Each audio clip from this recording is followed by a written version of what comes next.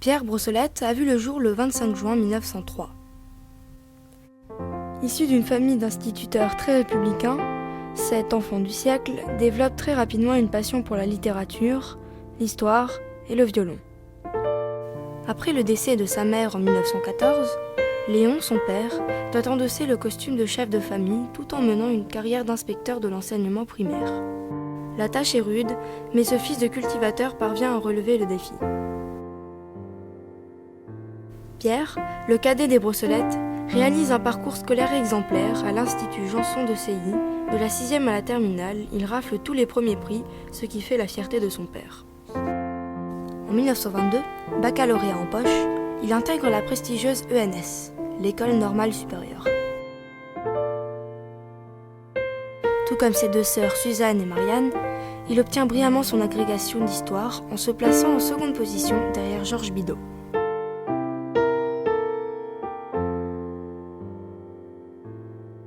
Peu intéressé par l'enseignement de sa matière, il choisit, après son service militaire dont il sort sous-lieutenant, de se consacrer pleinement au journalisme.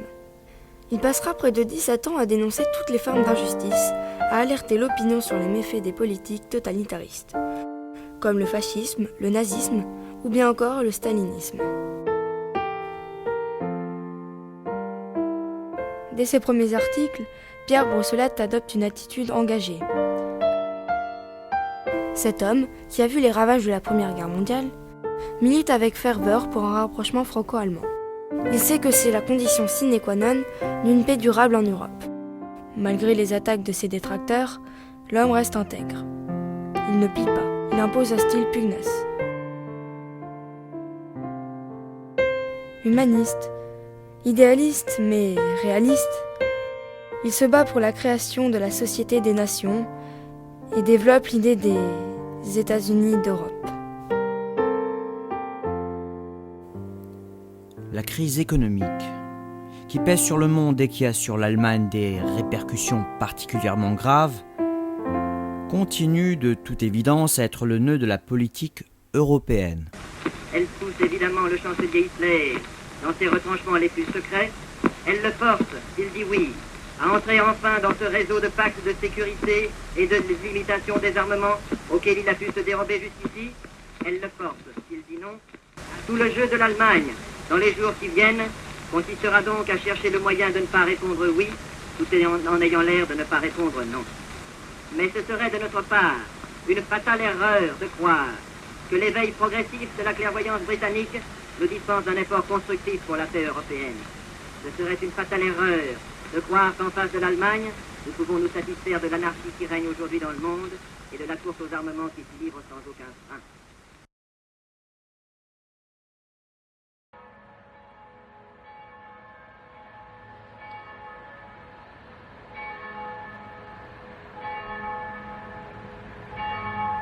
Le 20 juillet 1926, en l'église Saint-François-Xavier à Paris, il épouse Gilberte née Bruel.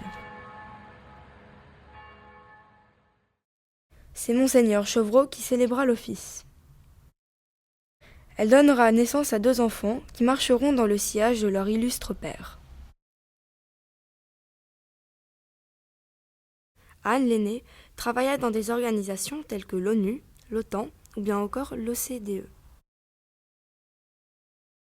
Claude le Second se tourna vers le monde de la finance et fut secrétaire général de l'Élysée.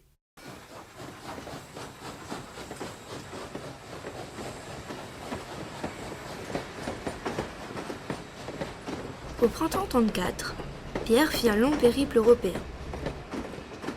Ce voyage avait pour but d'éclairer les Français sur la situation politique et économique de l'ancien continent et d'alerter les hautes sphères françaises de la dangerosité de la montée du fascisme en Italie et du nazisme en Allemagne.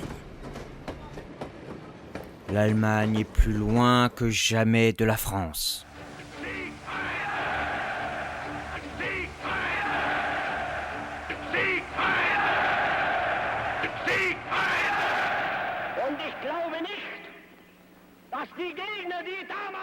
Partout, une extraordinaire marée nationaliste a submergé les peuples. Les masses ne répondent plus qu'à l'appel national. Les Français gardent à vous, font écho aux Allemagne, réveille-toi. Dass die Gegner, die damals mochten, heute auch noch lachen. Den Frieden wollen wir, aber diese ununterbrochene Entrückung lehnen wir ab. Et les seules doctrines qui agissent aujourd'hui sur les foules sont juste celles qui s'opposent le plus directement aux nôtres. Wir haben nicht ihre Kolonien. Wir haben nicht all die Möglichkeiten internationaler Weltverbindungen. Rares furent les personnalités qui s'inquiétèrent de ces analyses. Le peuple gaulois continuait à vivre dans le déni et la haine de l'Allemagne. Après avoir été malchanceux aux élections législatives de l'Aube à 2 reprises, il se voit confier le rôle de secrétaire de cabinet au sein du gouvernement de Léon Blum. En 1936, le journal Le Populaire lui propose d'animer à la radio PTT chaque soir un éditorial à 19h durant 7 minutes. Son titre était « Une journée dans le monde ». L'opinion britannique sera-t-elle éclairée par le caractère dilatoire de ces réponses probables de l'Allemagne? On peut l'espérer. Elle avait mis trop d'espoir dans l'envoi de ce questionnaire conciliant pour ne pas ressentir une secrète blessure en constatant l'accueil qui lui est réservé à... Il s'exprimait sans emphase, employait un langage compréhensif. On peut dire que c'est en partie grâce à cet état d'esprit et à ses critiques contre le microcosme politique qu'il rencontra un vif succès auprès de très nombreux auditeurs dans l'Hexagone. En 1939, Édouard Daladier, alors ministre de la Guerre, licencie Pierre de la radio pour ses prises de position. Une conscience plus vive chez les Anglais. Le 23 août 1939, Pierre reçoit son ordre de mobilisation pour le 5e régiment d'infanterie de Jouarre. Pendant sa mobilisation, il va faire 2 rencontres humaines très importantes. Il fit la connaissance du sous-lieutenant Rodzi et du lieutenant Fanlou, un prêtre.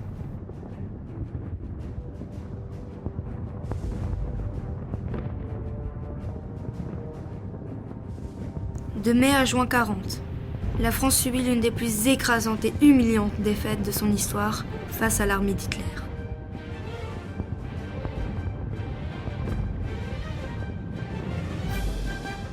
La défense française s'écoula avec plus de 100 000 morts, victimes du Blitzkrieg, la guerre éclair. En 5 semaines, l'avancée allemande en France entraîna la désintégration de l'armée française et une gigantesque panique dans toute la population.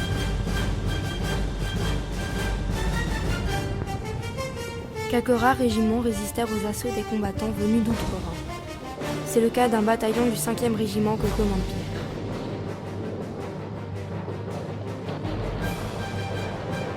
Lui et ses hommes réussirent à interdire de leur position le passage aux troupes ennemies le long de la Marne.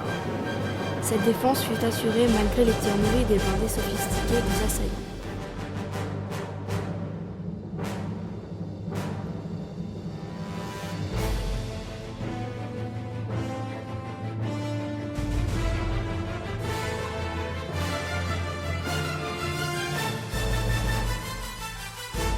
En écoutant la radio dans une maison abandonnée, Pierre annonce implicitement à ses compagnons que les Allemands vont arriver.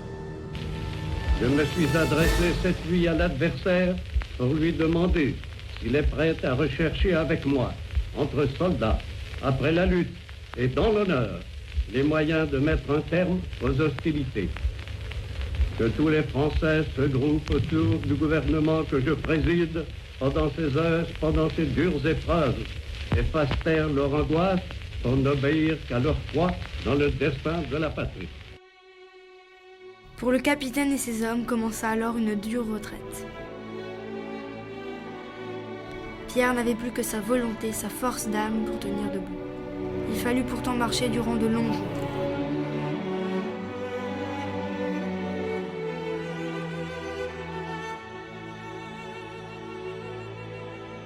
Pendant son périple, le 5e régiment croisa des millions de Français qui s'enfuirent sur les routes bombardées en emportant avec eux de maigres bagages. C'était l'exode français.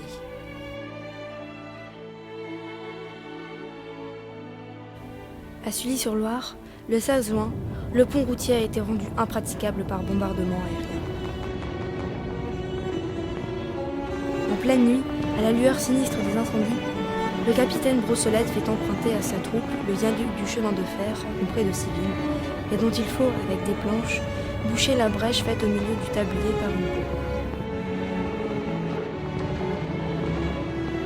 Homme d'un rare courage, le capitaine à la santé très fragile force le respect. Il va, avec des pieds en sang, avec de terribles douleurs au foie, parcourir de Coulommiers à Limoges 500 km à pied. Ces hommes sont si admiratifs qu'ils finissent par le porter.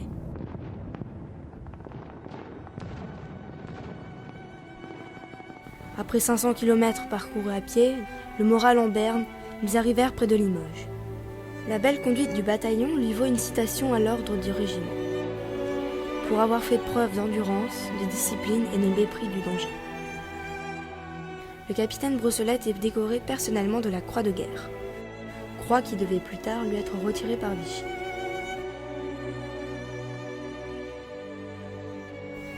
Afin de mieux connaître la véritable situation politique française, Pierre passe quelques heures à Vichy. Il comprend très rapidement les motivations du maréchal Pétain et retourne à Paris, rue de Grenelle. En attendant que sa femme et ses enfants reviennent de province où ils étaient restés pendant les combats, il se rend fréquemment chez sa sœur et son beau-frère à Clamart.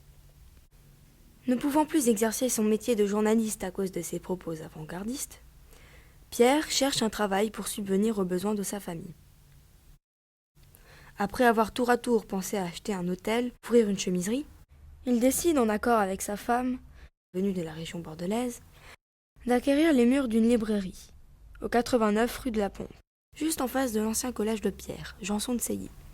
Cette librairie fut acquise à un juif russe qui s'appelait Monsieur Hirschfeld.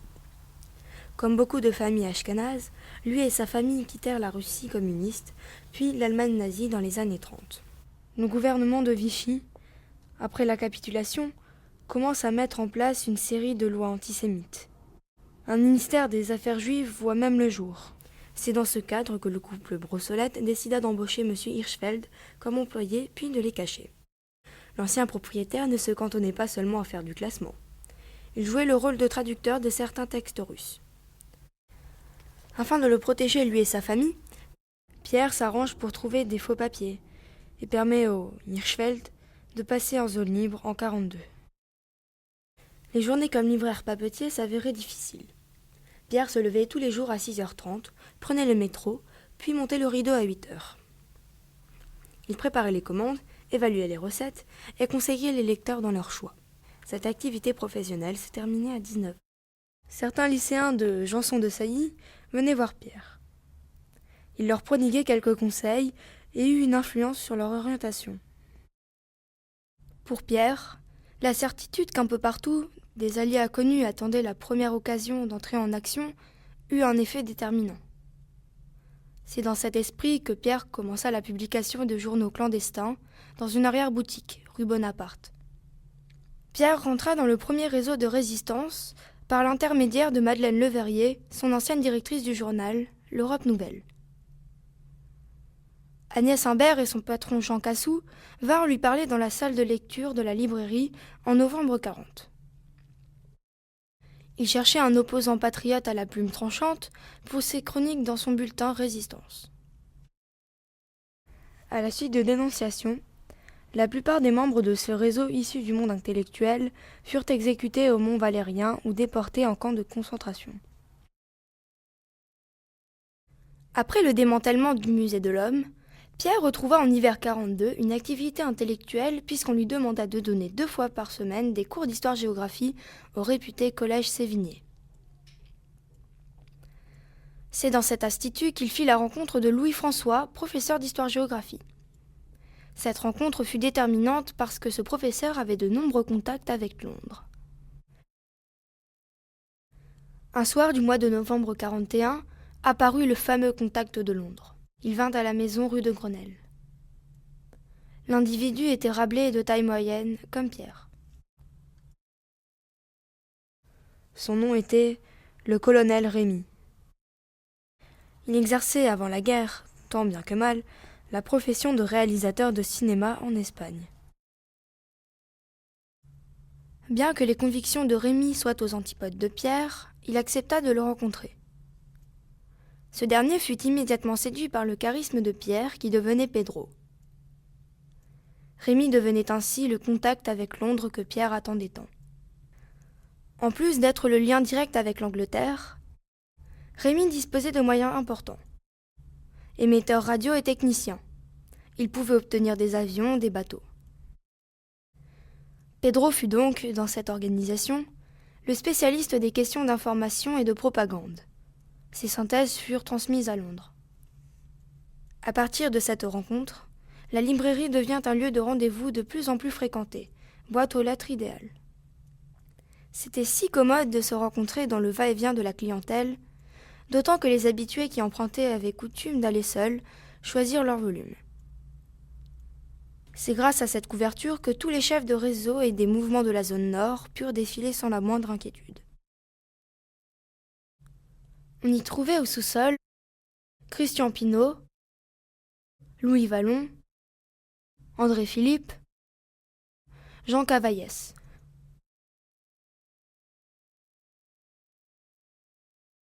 Le colonel Rémy, voulant fêter le premier départ de Pierre pour Londres, invita la famille Brossolette, ses enfants et quelques amis. Vers la fin du repas, alors que personne n'était au courant, il lança à Pierre.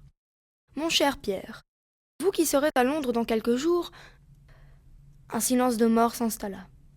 Pierre lança un regard glacial à Rémy. Après le dîner, l'ancien journaliste prit la décision de dévoiler toute la vérité à ses enfants. Il leur expliqua qu'il travaillait pour Londres et leur promulgua quelques conseils.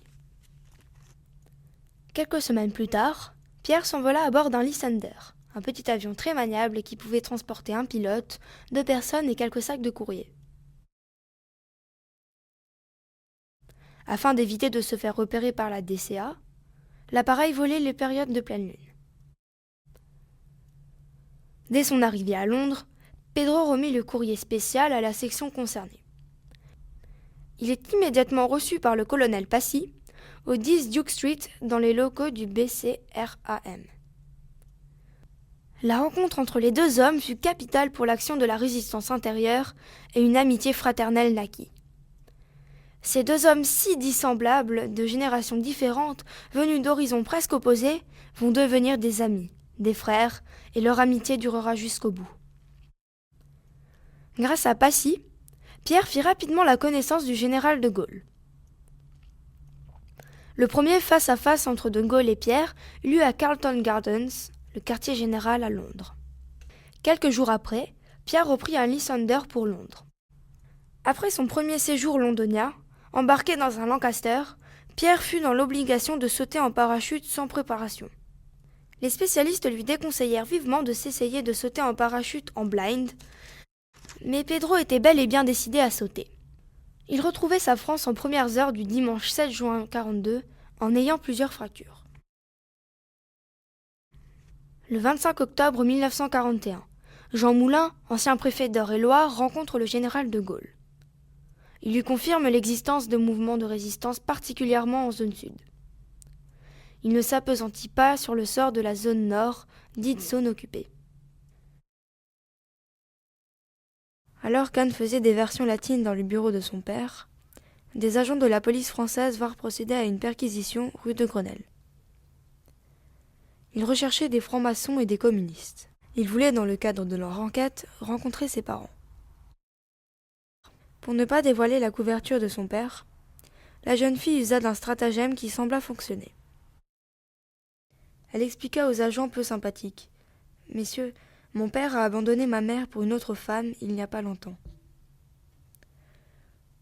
Ils la crurent, mais fouillèrent tout de même l'appartement de 7 pièces. Anne courut vers la chambre qu'elle partageait avec Claude et dissimula in extremis les photos du roi et de la reine d'Angleterre dans la chaudière.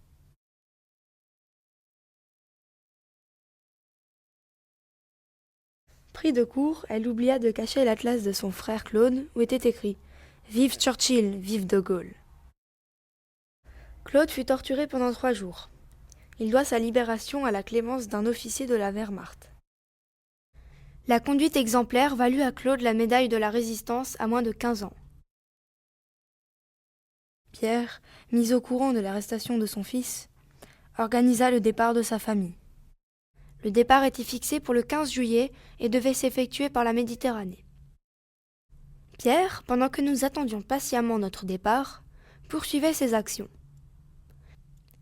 Avant notre voyage, j'ai pu trouver un acquéreur pour notre fameuse librairie rue de la Pompe. Le voyage de Paris à Chelsea fut épique. Le 22 septembre 1942, Pierre est présenté à la tête de la BBC comme un soldat de la deuxième bataille de France.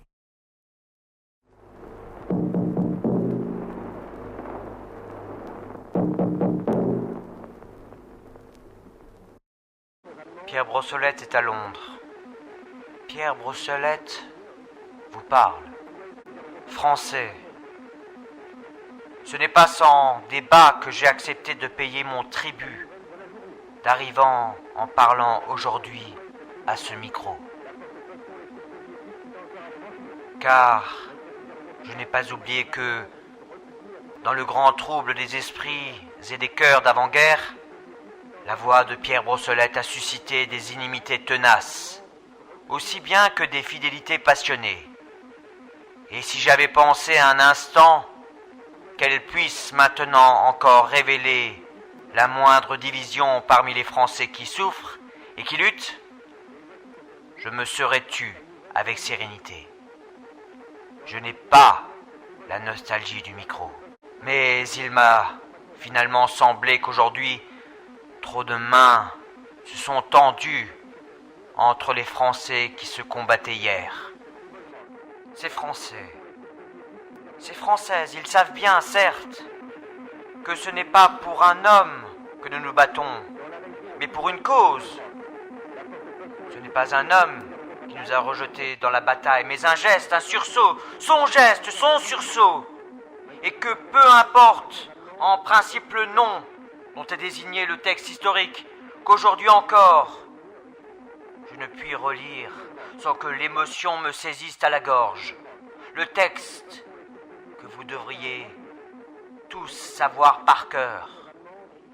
Le texte qui, à la fin tragique de juin 1940, nous a tous rappelé de l'abîme en nous disant « La France a perdu une bataille, mais la France n'a pas perdu la guerre. » La France a perdu une bataille, mais la France n'a pas perdu la guerre.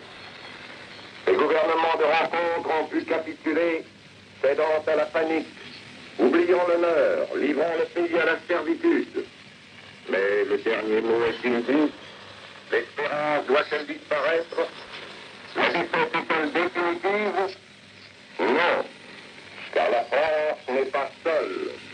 Quoi qu'il arrive, la flamme de la résistance française ne doit pas s'éteindre, il ne s'éteindra pas.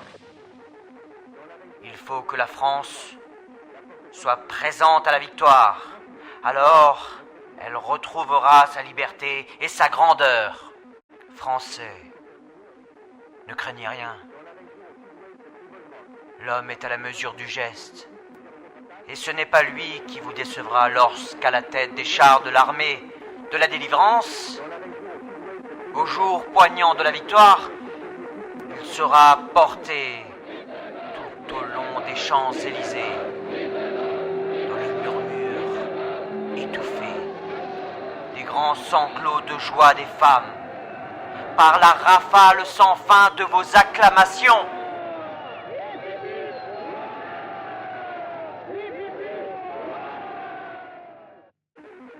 Voilà ce que je voulais d'abord vous dire ce soir. Mais voici ce qu'il faut que je vous demande. À côté de vous, parmi vous, sans que vous le sachiez toujours, luttent et meurent des hommes, mes frères d'armes, les hommes du combat souterrain pour la libération. Ces hommes, je voudrais que nous les saluions ce soir ensemble, tués, blessés, fusillés, arrêtés, torturés, chassés toujours de leur foyer, coupés souvent de leur famille, combattants d'autant plus émouvants qu'ils n'ont point d'uniforme ni d'étendard. Régiments sans drapeau, dont les sacrifices et les batailles ne s'inscriront point en lettres d'or dans le frémissement de la soie, mais seulement dans la mémoire fraternelle. Et déchirés de ceux qui survivront, saluez-les. La gloire est comme ces navires où l'on ne meurt pas seulement à ciel ouvert, mais aussi dans l'obscurité pathétique des cales. C'est ainsi que luttent et que meurent les hommes du combat souterrain de la France. Saluez-les, Français. Un jour, Pierre, le commandant Brossolette, le résistant insoumis, décide d'écrire au général de Gaulle pour lui faire part de ses états d'âme. Il sait qu'il prend des risques importants, mais ose s'attaquer à la statue du commandeur. Mon général, je ne vous adresse pas cette lettre par la voie hiérarchique. C'est une lettre privée, ce qui ne veut pas dire que ce soit une lettre personnelle. Je ne vous l'écris que dans la mesure où je me sens responsable envers la masse de ceux à qui j'ai garanti le chef de la France combattante. 2 fois, en 15 jours, je me suis senti très loin de vous. Il ne s'agit pas en ce moment de la conception. Peut-être serez-vous surpris qu'elle soit mise en cause. Il entre dans votre système de nier la critique, d'en nier la valeur, d'en nier la réalité même. Cette critique, il faut pourtant que vous sachiez, je vous parlerai franchement, qu'elle est à peu près générale. Je l'ai toujours fait avec les hommes, si grands fussent-ils, que je respecte et que j'aime bien. Je le ferai avec vous, que je respecte et aime infiniment, car il y a des moments où il faut que quelqu'un ait le courage de vous dire tout haut ce que les autres murmurent dans votre dos, avec des mines éplorées. Ce quelqu'un, si vous le voulez bien, ce sera moi. J'ai l'habitude de ces besognes ingrates et généralement coûteuses. Si je vous ai néanmoins choqué par la liberté de mon propos, je vous prie de bien vouloir m'en excuser. Je ne l'ai fait que par sincérité, à cause de l'attachement profond que je vous porte, à cause du sacrifice que j'ai fait à la France combattante, de toutes les prudences et de toutes les pudeurs même. Je crois que vous me comprendrez, et je vous prie d'agréer, mon général, l'assurance de mon très grand respect et d'une affection plus grande encore. Pierre Brossolette. Au printemps 43, Pierre va se lancer avec la complicité du colonel Passy, chef du BCRA, et de l'officier britannique Yeo Thomas, dit Shelley, dans une mission capitale, la mission Arquebus-Brumaire. Cette dernière mission avait pour finalité de fédérer tous les mouvements en zone nord.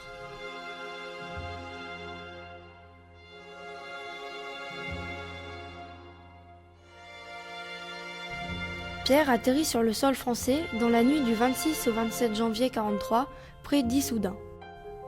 Le lendemain, le trio se reconstituait à la Porte Maillot. Entre-temps, Moulin devient le représentant de la résistance sur le territoire français. Pierre créa de son côté le comité de coordination de la zone nord en mars 1943, tandis que Jean Moulin achevait le comité en zone sud. Il fallut à Moulin 1 an pour achever l'unification de la zone nord. De nombreux chefs de mouvement étaient très hostiles à Jean Moulin. Ils voyaient en ce dernier un chef sans scrupules. Pendant la mission Arquebus-Brumaire, Pierre me demanda de reprendre le contact avec Monseigneur Chevreau. L'évêque qui nous avait unis était d'accord sur le fond, mais ne souhaitait pas abandonner ses brebis comme il disait. J'appris plus tard que Pierre revit l'homme d'église durant une réunion de résistants. À partir du 23 mars 1943, Pierre prend, sans l'aval de Jean Moulin, des décisions qui ont pour but d'unifier les mouvements de résistance. Son action se révèle être efficace et très rapide. Moulin, placé devant le fait accompli, sent soudain son autorité de chef de la résistance intérieure contestée. Nommé par l'homme du 18 juin, il est là pour fédérer tous les chefs de réseau, mais Pierre rue dans les brancards et plaide sa cause à Londres. Grâce à la bonne gestion de tous les éléments, la périlleuse mission Arquebus-Brumaire fut sans conteste un succès total. Au printemps 43, en compagnie du colonel Passy, chef du BCRA, les deux hommes se retrouvent au bois de Boulogne.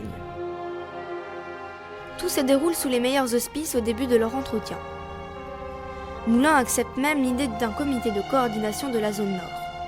Le ton monte d'un cran lorsque Rex, alias Jean Moulin, suggère d'impliquer les anciens partis politiques pour la création du comité national de la résistance. Pierre, conseiller politique du général, appelait de tous ses vœux que ce conseil ne soit pas représenté par les partis politiques, mais par les tendances politiques. Nous sommes en temps de guerre, et les querelles partisanes n'ont pas le droit de citer. La politique peut attendre la fin de la guerre. Je n'ai pas d'ordre à recevoir d'un journaliste de pacotille Brossolette. Vous n'êtes qu'un fonctionnaire routinier, Moulin.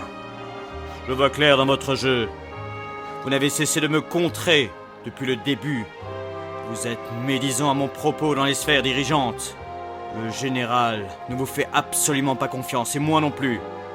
Il pense même... Vous êtes un arriviste qui ne pense qu'à obtenir un beau poste de ministre après la guerre. C'en est trop, Moulin. Arrêtons cette discussion qui ne mène à rien.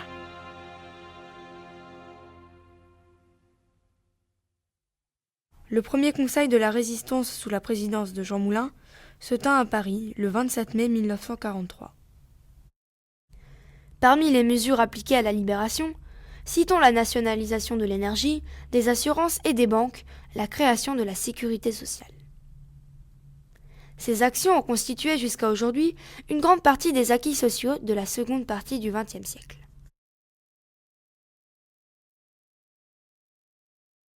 L'histoire retiendra que Pierre Brossolette avait raison.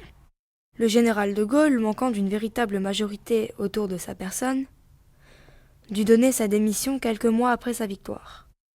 Pierre Brossolette, l'iconoclaste, le visionnaire, plus gaulliste que de Gaulle, avait déjà dessiné les bases de la Ve République.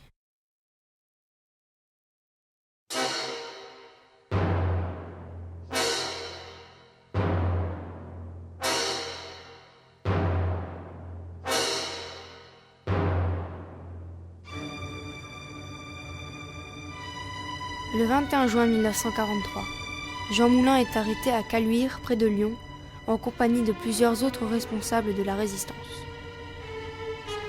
Après avoir été identifié et torturé par le chef de la Gestapo de Lyon, Klaus Barbie, on le transfère à la Gestapo de Paris, avenue Foch.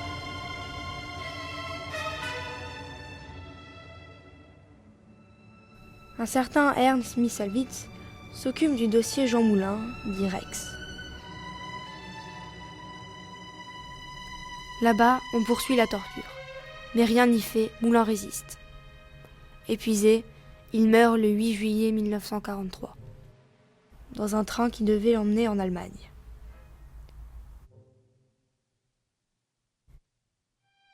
Après sa terrible disparition, quand il fallut le remplacer, Pierre pensait être le candidat idéal pour remplacer Moulin. Mais le général n'était pas de cet avis. Il le jugeait trop incontrôlable et insoumis. Sa lettre lapidaire n'avait sans doute pas joué en sa faveur.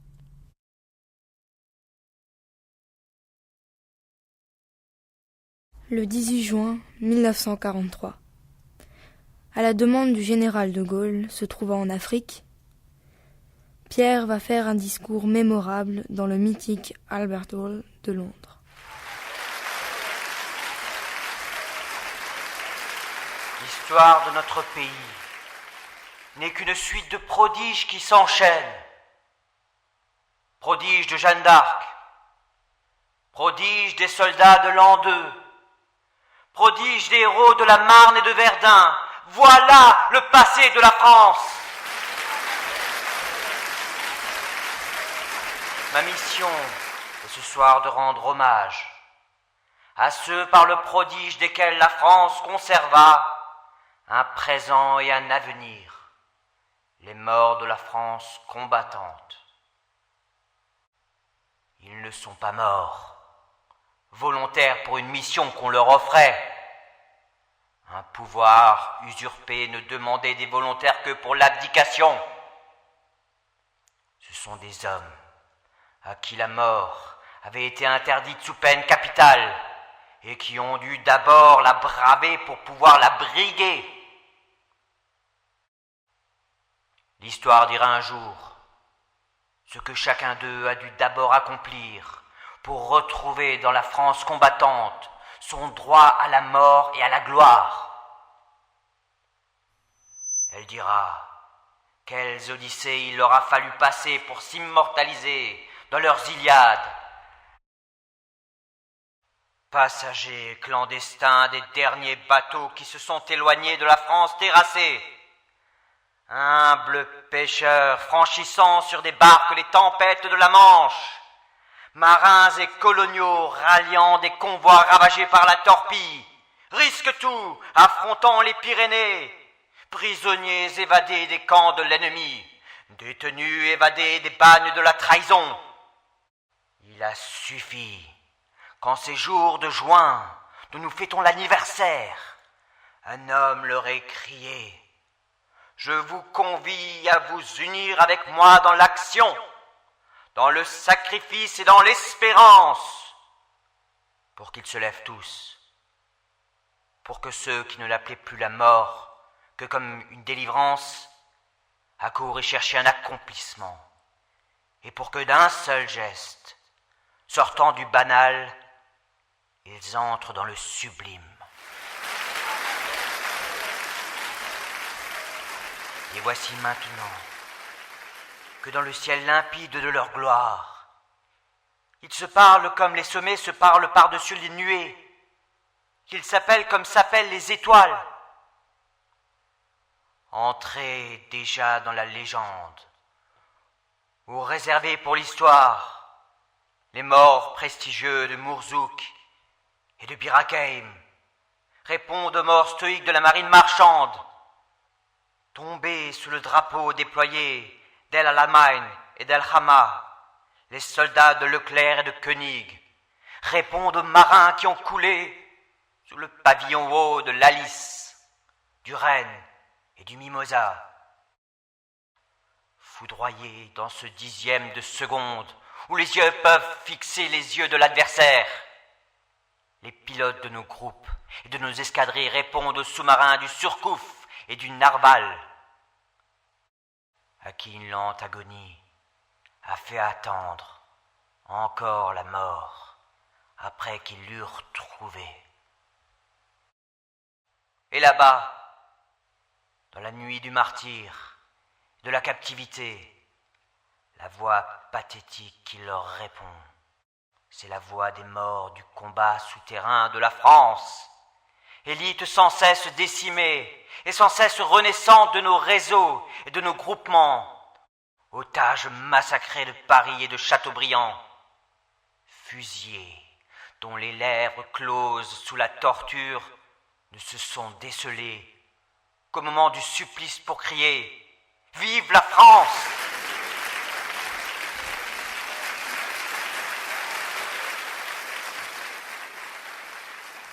Ceux qu'ils étaient hier, ils ne se le demandent point l'un à l'autre, sous la croix de Lorraine. Le socialiste d'hier ne demande pas au camarade qui tombe s'il était hier croix de feu. Dans l'argile fraternelle du terroir, d'Étienne d'Orve et Péry ne se demandent point si l'un était hier royaliste et l'autre communiste. Compagnons de la même libération, le père Savé ne demande pas au lieutenant Dreyfus quels dieux ont invoqué ses pères. Des houles de l'Arctique à celles du désert, des ossuaires de France au cimetière des sables, la seule foi qu'ils confessent, c'est leur foi dans la France écartelée mais unanime. Colonel de 30 ans, capitaine de 20 ans, Héros de 18 ans, la France combattante n'a été qu'un long dialogue de la jeunesse et de la vie. Les rides qui fanaient le visage de la patrie, les morts de la France combattante les ont effacés. Les larmes d'impuissance qu'elle versait, ils les ont essuyées. Les fautes dont le poids l'a courbé, ils les ont rachetées. En cet anniversaire, du jour où le général de Gaulle les a convoqués au banquet sacré de la mort, ce qu'ils nous demandent, ce n'est pas de les plaindre, mais de les continuer.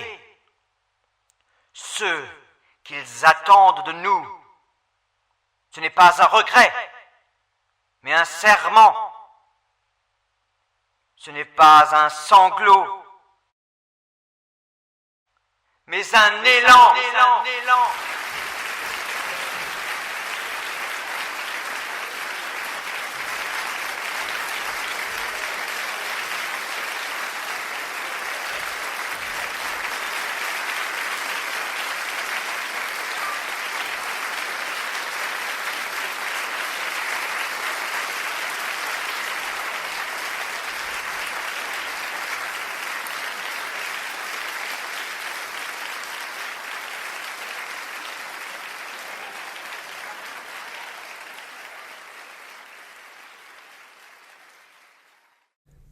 Pendant qu'une partie des FFL était en Afrique, Pierre restait seul à Londres et dirigeait le service de renseignement. Ce poste ne lui convenait pas vraiment. Il aimait trop l'action et quitta donc Londres pour retrouver la résistance extérieure en Afrique. Il souhaitait obtenir une nouvelle mission de la part du général qui dans un premier temps lui refusa, puis céda. Pierre était décidé coûte que coûte à défendre son pays. Rien ne pouvait le faire changer d'avis. Afin de préparer au mieux le débarquement des Alliés, Pierre décida de reprendre le combat malgré le danger qui gonflait.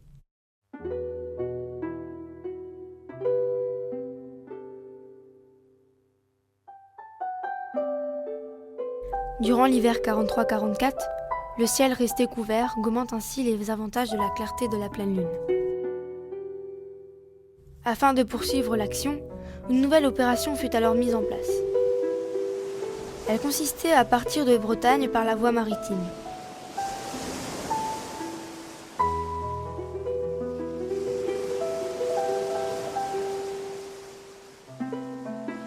Le 2 février 1944 au soir, Émile Bollaert, ex-préfet du Rhône, le futur général Jouot et Pierre embarquèrent sur un 14 mètres qui se nommait le Jouet des Flots.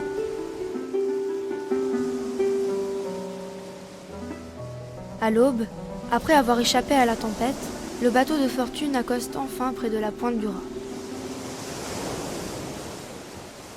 Les naufragés du Jouet des Flots se divisent alors en plusieurs groupes pour éviter de se faire prendre ensemble.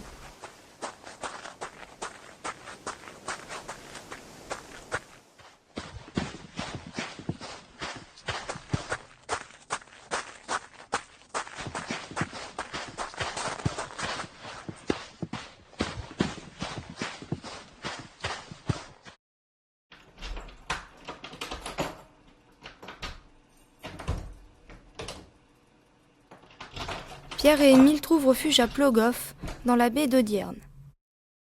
C'est un aubergiste et sa famille, aidés par les habitants, qui les cachent.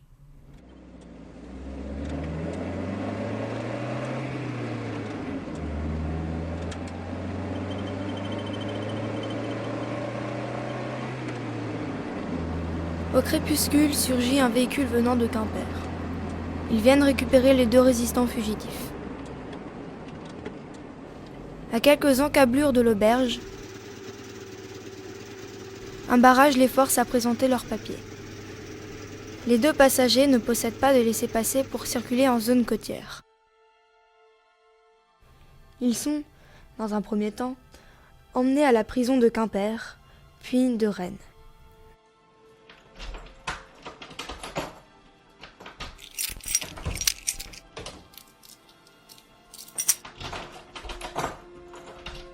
Avant de remettre ses effets personnels, Pierre Réhu, d'après Bollaert, qui revint des camps et qui vécut la scène, La tentation d'avaler l'espace de quelques instants la capsule de cyanure qui était dissimulée dans sa chevalière, afin de mettre un terme à sa vie pour ne dénoncer personne.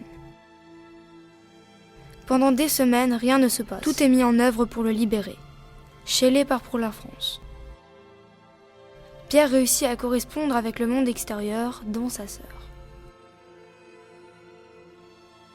Dans ses courriers adressés à ses proches, il souhaitait du matériel pour organiser une évasion, notamment des explosifs.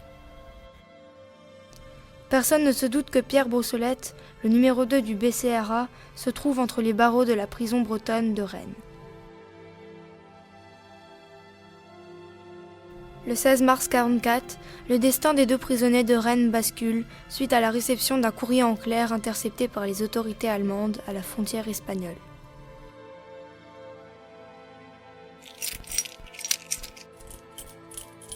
Ernst Misselwitz se rendit dès qu'il fut mis au courant à la maison d'arrêt de Rennes pour identifier Pierre sur place et le fit immédiatement transférer le 19 mars à l'avenue Foch, le quartier général de la Gestapo allemande. Contrairement à ce qu'on avait dit, ce n'est pas la fameuse mèche blanche qui permit l'arrestation de Pierre, mais bien la lettre en clair. Après avoir trouvé le chef de la zone sud, Jean Moulin, ils mirent la main sur l'autre moitié de la tête pensante de la résistance.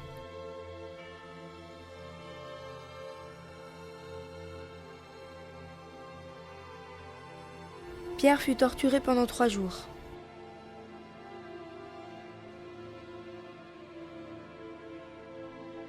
À chaque question posée, il répondait invariablement. Je m'appelle Paul Boutet, représentant de commerce. Paul Boutet. Je m'appelle Paul Boutet. Je m'appelle Paul Boutet. Le garde montrait de véritables signes de fatigue. Commerce. Il quitte la pièce en fixant Pierre assommé sur la table. Pierre expira une longue plainte afin que le garde pense qu'il était vraiment à bout de force. Représentant. C'était mal connaître la force de résistance de Pierre.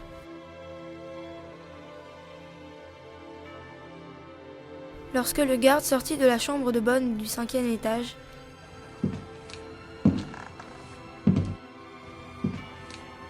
Pierre se leva courageusement, s'approcha de la petite fenêtre puis l'enjamba. Il tenta d'arriver au 4e étage. Le gardien donna, hélas, l'alerte. Pierre se jeta courageusement dans le vide.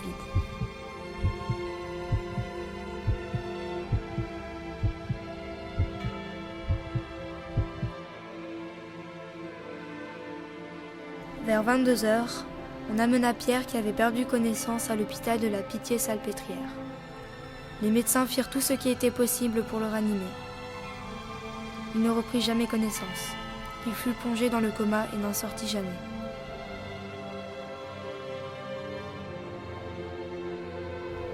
Le maintenir vivant afin de lui soutirer des informations était peine perdue. Pierre, tuméfié, pensa sans doute aux futures batailles dans son coma. La bataille suprême est engagée. Après tant de combats, de fureur, de douleur, voici venu le choc décisif. Le choc tant espéré. 60 jours plus tard, le mardi 6 juin 1944, au petit matin, sur les plages de Normandie, commença un très long jour, le jour J. Derrière le nuage si lourd de notre sang et de nos larmes, voici que reparaît le soleil de notre grandeur. C'était pour ainsi dire le premier jour de la libération pour laquelle il avait tant œuvré jusqu'à donner sa vie. Le lendemain, les autorités déposèrent les cendres de Pierre dans une urne au cimetière du Père-Lachaise. Comme un autre résistant du nom de Delimal avait également été incinéré ce jour-là, personne ne sut quel était le numéro exact. Après la libération, cet homme courageux est allé, comme il l'avait prédit à sa femme, jusqu'au bout. 400 rues et bâtiments portent son nom en France. Mais en 1964, Charles de Gaulle ordonna le transfert des cendres de Jean Moulin au Panthéon, reléguant ainsi le visionnaire de la Résistance dans les couloirs de l'histoire. Voilà, l'histoire de Pierre Brossolette s'achève ainsi, dans les larmes et la douleur. Cet homme courageux est allé, comme il l'avait prédit à sa femme, jusqu'au bout. Sa famille a perdu un être cher, mais la France a gagné un peu plus de liberté. Nous lui devons une reconnaissance éternelle.